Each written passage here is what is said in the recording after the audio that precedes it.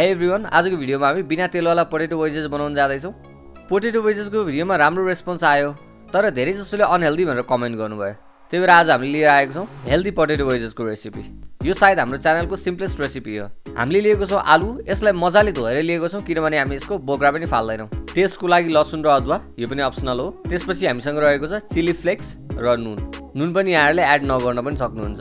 Literally यति मात्रै हो हाम्रो आजको इन्ग्रिडियन्ट्स। पोटेटो वेजेसको लागि बेस्ट आलु भनेको यहाँले ठुलो साइजको ओभल आलु लिनुभयो भने बेस्ट हुन्छ। हेर्दाखेरि पनि राम्रो रिजल्ट देखिन्छ।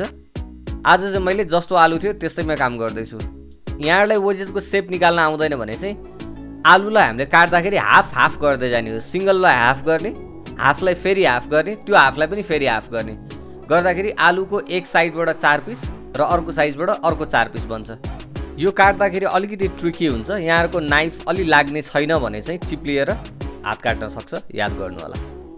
अब यो आलुलाई हामीले धेरै बेर यसरी राख्यो भने यो आलु चाहिँ कालो हुन्छ। त्यही भएर यसलाई हामी पानीमा राख्दैछौँ। एक आलु पानीमा गई छप्याक।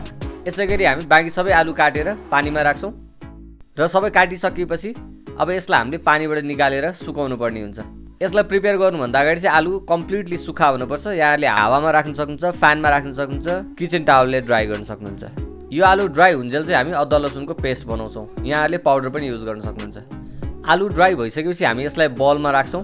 यो चाहिँ मजाले सुक्खा भएको हुनुपर्छ। त्यसपछि यसमा हामी राख्दैछौँ चिली फ्लेक्स। यहाँहरूले रेड चिली पाउडर राख्न सक्नुहुन्छ, त्यसबाट कलर पनि एकदमै राम्रो आउँछ। त्यसपछि हामी राख्दैछौँ नुन टेस्टको हिसाबले। यहाँहरूले ब्ल्याक सल्ट पनि युज गर्न सक्नुहुन्छ। त्यसपछि यसैमा हामी अघि प्रिपेयर गरेर राखेको लसुन अदुवाको पेस्ट हाल्छौँ। यहाँहरूले पाउडर युज गर्न सक्नुहुन्छ। फाइनली हामी चाहिँ 2 चम्चा तेल राख्छौँ। यहाँहरूले कम्प्लिट ओइललेस यसलाई बनाउन सक्नुहुन्छ। हामी एउटा स्पुनले यसलाई मजाले मिक्स गर्छौँ।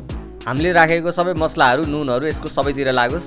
यसलाई मजाले मिक्स गरिसकेपछि हामीले एउटा यहाँ बेकिङ ट्रे लिएको छौँ। यसमाथि चाहिँ एल्युमिनियम फोइल राखेको छौँ। हामीले एल्युमिनियम फोइल राख्यो भने चाहिँ फर्स्ट कुरा यसमा टाँसिँदैन। सेकेन्ड कुरा भनेको यो ट्रेहरू डढ्ने सम्भावना पनि हुँदैन। अब हामी सबै आलुलाई यसमा मिलाएर राख्छौँ। यहाँहरू हाम्रो च्यानलमा फर्स्ट टाइम आउनुभएको हो भने चाहिँ हाम्रो एक्सपेरिमेन्टल च्यानल हो। युट्युबमा भएको रेसिपीलाई हामीले घरमा ट्राई गर्दाखेरि बेटर रिजल्ट कसरी निकाल्ने भन्ने कुरा हामी डिस्कस गर्छौँ। यहाँहरूले हाम्रो प्रोफाइलमा गएर यस्तै थुप्रै भिडियोहरू हेर्न सक्नुहुन्छ।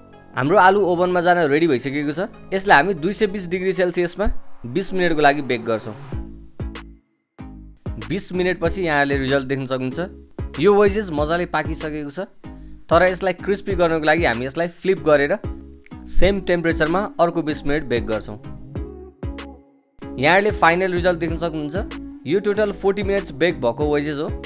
यसको चाहिँ बाहिर एकदमै क्रिस्पी छ भने भित्र चाहिँ एकदमै सफ्ट छ।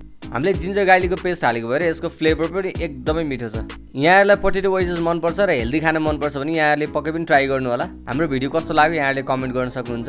Stay connected.